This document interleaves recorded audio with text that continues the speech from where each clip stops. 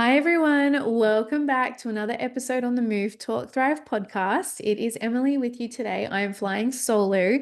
As I'm recording this, Lizzie is in New York having an amazing holiday. Her husband Pete just did the New York Marathon. She had to pull out. She will share her story about that when she comes back. But I wanted to get a jump on things. So when this episode comes out, she may be back. But at the time of recording, she is overseas having her holiday, and I'm just being proactive, which is what we talk about all the time on our podcast, and trying to get a jump on things. So, welcome to the episode today. Today, I wanted to talk to you about something that a lot of people can probably relate to at one point or another in their life, and it's that feeling of being stuck or feeling like you're in a bit of a rut. So, when things feel a little flat around you, things that you normally enjoy might start feeling a bit heavy. You sort of probably would describe it as feeling demotivated or lacking in motivation or creativity, or it's just your energy. You don't have the energy like you normally do. You're still showing up, you're doing all the things, but it's just feeling a bit meh. So, if that's you right now, this episode is for you. If you are interested, if you are leading a team, or if you are mentoring or guiding people, this is definitely a topic that you need to know about and you want to know about.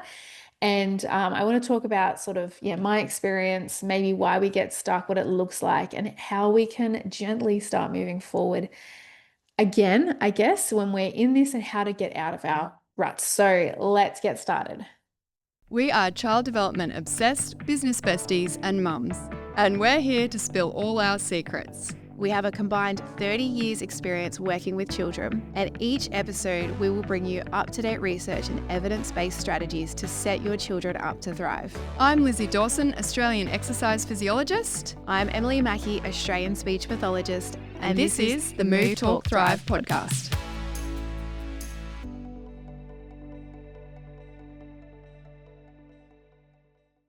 All right, so let's get stuck in. I hope you've had a lovely weekend if you're listening to this on Monday morning. I hope you are coming back into your work feeling refreshed. But if you're not, then this episode is for you. So, I remember a time when I felt like I was in a rut. I feel like if you have been in your career for a long time, that this generally does happen through the years. But I also think it's probably a life thing as well. You don't have to have a certain number of years under your belt to, say, yes, I've experienced a rut or not. I think it just happens in life, not necessarily your career as well. But I remember specifically for my career, I had switched to a new job, and that job was amazing. I loved it. But I think it was about after 12 months, I felt like I had mastered a lot of things in that job. Like I had refined my clinical skills. I had worked on, all the things that were and the initial was initially, challenging for me. And I remember just sitting and, in my office, in between clients and just looking out the window and feeling really flat and feeling a bit drained, I guess, of energy. And it wasn't the fact that I didn't like being a speechy. It wasn't the fact I didn't like my workplace. I was still doing all the things, showing up, contributing, but I just felt, a bit flat. And I guess what I have learnt over the years is that it is pretty human and a normal part of growth, I think, to hit a rut or to feel stuck. And when I look back, so that was like when I was an employee, when I started my business, I think I've had many times where I've felt stuck or in a rut, but I feel like looking back, that's where I've just been the point before I've had a big breakthrough or before I have changed things or revamped things or moved forward with progress. So I think it's kind of like a good thing to get to that point. It's not ideal, I guess, but it if we understand it and we work through it well, then it can actually help us. But if that's you and you're feeling like you're in a bit of a rut, And often does happen with this time of year as well. So we're ending the end of 2025 and we've been going all year. Some of us have not had holidays, which I will ask why. But hopefully everyone has at least had one or two holidays or mini breaks. But we sometimes might think, oh, we've lost ourselves. We're not feeling passionate about our job or our workplace or passionate about what it is we're feeling right about. But it's really just sort of looking at how we ended up in that mental state, I guess, or in that energy level or that feeling. And so some of the reasons I think is when I look back at myself and when I listen to people and talk to people, sometimes the rut can be decision fatigue. So we get stuck because we've got too many choices and there's just not enough clarity around what decisions we need to be making, what our choices are in these decisions, what the expectations are around them. If we don't find decision making easy, we can also feel like we get a bit stuck. And then that sort of can lead to burnout.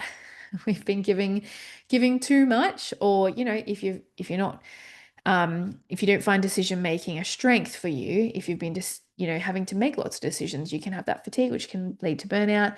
If you've got been giving too much and not filling back up on in your downtime, sometimes maybe a loss of purpose, which I did a really good episode with Cara Walsh on purpose and finding your purpose a few episodes ago. But we forget why we started, which I think that was a big one for me when I started business.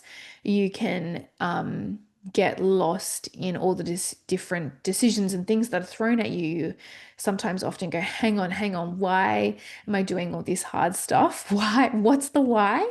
And if you lose that, then you can feel like you get stuck on the hamster wheel and you feel stuck, right? You're just going round and round in circles. Another big thing that I feel like why we sometimes get stuck is comparison. So, and then it's sort of the comparison paralyzes us.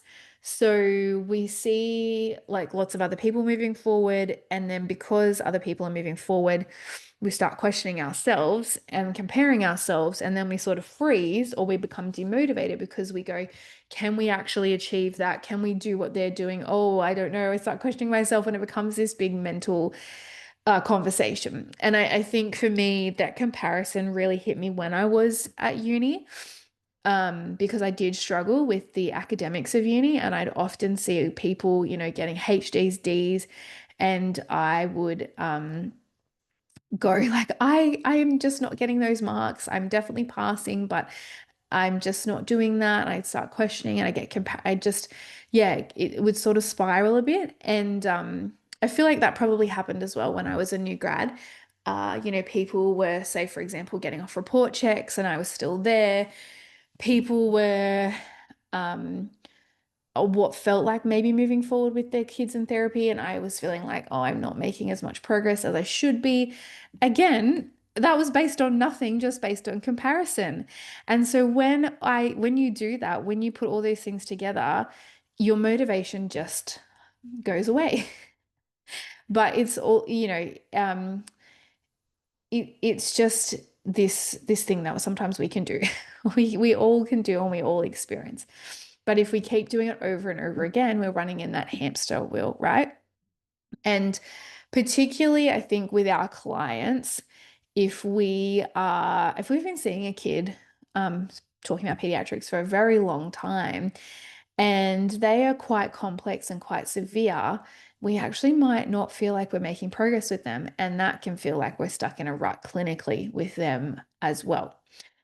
So for me, it looked like, I would just go through the motions, but I wasn't really feeling inspired or having energy. I was avoiding tough decisions, which is not great when you run a business. But I was also avoiding creative work, things that sort of lit me up. I sort of was just like, meh. Um, and I was sort of thinking, doubting myself, going, what's wrong with me? Why can't I just get it together? Why can't I just get it together? Um, back, at uni, I sound super old, like a dinosaur now, but we didn't have scrolling on phones. But, I would go and scroll whatever I was scrolling online, but I would just to get inspiration, like for therapy goals or games, but I just wasn't feeling inspired anymore. And so I think, if you are in that stage too. So you're going through the motions, you're avoiding tough decisions, creative work, you're scrolling more, but not feeling inspired, but trying to get inspired, but not feeling it. You can't name what you're working towards anymore. You forget your why. You're feeling like you're giving too much and not getting enough back. Comparison is the thief of joy. So you're feeling lots of comparison. I think it's actually your cue to go, hang on, self-awareness. What's happening? Am I in a rut? Am I stuck? And it's a cue to potentially take some time to slow down, to then speed up and to have some breakthrough. So, what I don't necessarily think in my mind either I had that self-awareness when I look back. But I just had some, I guess, some thoughts like, okay, I need, I need to get myself out of this. So what can I do? And that sort of just naturally happened. I wish I had a podcast like this to listen to. But how to get out of it or what to do next, I guess it depends on you and your personality and your environment and your workplace or whatever area of it is in your life that you're feeling stuck. But I'll just give you a few things that came to mind when I was thinking and reflecting about this for myself.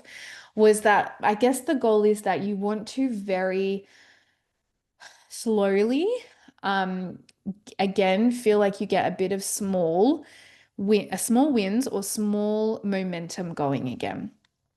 So, how do you get momentum happening again if you're feeling stuck? And it's momentum to move forward, not momentum to just keep pushing on the hamster wheel. So, the first thing that I had to do always, which naturally I went to, was actually reflect and pause. And so, carve out some space in my timetable. So, whether that was on a Sunday afternoon or a Sunday night for me, like sort of at the end of the week, at the beginning of the week, made logical sense. But, it could be a Wednesday night or a Wednesday morning, whatever it is, but just to actually reflect, let your brain breathe a bit and ask the question, like, what's really draining me right now? And the amount of times I've also had to ask this question as a mum is a lot, as many, many times. I particularly had to ask this question when I had the transition of having Evie because it was all just new and lots of transitions, but I had to get to a few points of say, what is really draining me right now? Like, what is it actually? And sometimes the answer was surprising. Sometimes the answer was not, but it's again being very honest with yourself. And the answer always did surprise me because I was like, it's actually not the work, or it's not actually having Evie. It's not actually the tasks. It's the pressure that I'm putting on myself around the work, or it's the pressure I'm putting on myself around being a mum. It's the pressure that no one else was putting on me, but it was me. Or it was also the fact of, okay, I like my natural inclination is to invent and to create new things. And if I haven't done that, that's probably why my energy is feeling a bit drained. I need to actually look at what I can do creatively and whether that means doing something creatively with my clients, spending a little bit more time on the resource preparation. Even though people were saying, don't do that, don't spend more time on your resource preparation, I was like, well, maybe that's something I do need to do because I'm not feeling inspired and I know that that's something I love. So I've taken out something that I love. So it's just that reflection first. And the question is simple. What is really draining me? So it's the really, you can often think it's one thing, but it's another. And so then I think you just then need to think back to your why, which we talked about with purpose, because the why doesn't disappear, it just gets buried. But the why is what keeps you going through hard times or through a hump or makes you push forward. And you need to be able to push forward to remotivate yourself. But if you don't have a good reason to, why would you? And I mean, if you don't have a good why, maybe then that's your brain telling you to pivot or, you're not aligned with your purpose and you need to go back to your values. But it's important that you can reconnect with that. And that's a part of that reflection, I think, as well. And so when I'm thinking about what's really draining me, it's often not my why. It's not related to that. It's just the additional factors. So it gets buried. So we need to bring it back up. And I find it helpful to talk about it. I know Lizzie likes to journal and talk, but whatever your preference is. And it's actually articulating that again. And even in the articulation, that's what is helping like to restart, refire, recharge your brain. And then the next thing is once you've figured out like your reflection and your why, it's then taking a small step. So this is something that I think something I have learned over time is for things not to be perfect. We always say that progress, not perfection. Things don't need to be perfect, but I do need to take a step forward. So for me, that it often looks like decluttering my workspace or reorganizing my workspace, or like say it was my house or little areas around me, trying to make things look a little bit different to become motivating or a little bit more fresh. That might look like for you changing up your morning routine, changing the way you structure your day, just having like a small environmental change. It's up to you. It doesn't need to be big, but it's just doing one small thing.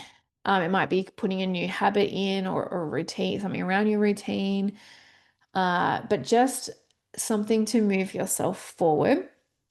And then it's really important that you then tell someone that you're doing that, whether that's your mentor, your spouse, your partner, your friend, and just saying, like, I've been feeling meh, but I'm going to try doing this. Because then already you're setting yourself up with accountability. And so you can say to that person, like, ask me how I've gone next week with it. Did I do this? And if you don't do it and they ask you, it's not like a test, you didn't fail, but it's just having that accountability. And sometimes that can make all the difference. Like that for me has made all the difference just to help me initially overcome and get momentum again. And I don't need the accountability long term, but it's just when you're in that place of like, oh, this is feeling really hard. And so people that lift your energy, encourage you, not drain you, but lift you, can really help you replenish that motivation as well. And we'll know what to say to you to gently push you out of your rut. And then, like I said before, with your actions, it's not looking for perfection. So it's not about mastery, it's about movement. It's about getting out of a rut. It's about movement, not mastery. So it's moving forward, one step forward. So I did one thing today that helped me move forward. That's a success. That's it. So whether that is planning a new resource for a therapy client, or it might be even just making the note to plan a resource for that therapy client, whether it's changing their session, getting them outside or in a new environment, getting some new equipment, getting some new toys, changing your toys, implementing a toy rotation in your sessions, resource rotation, different things like that. It can help clinically. And then obviously with other things, you're, like I said, changing your environment or little workspaces, that always really helps me. Even wiping my desk down makes a big difference for me. Like, oh, I know it's clean. I wiped it down. Wiping my keyboard down. It's just the small things, right? But, I think if we sort of do that, it can help us get out of our rut. So it's reflecting, reconnecting with your why, changing one small thing, and then getting accountability with people, and then just continuing to move forward, getting out of that rut and not expecting mastery.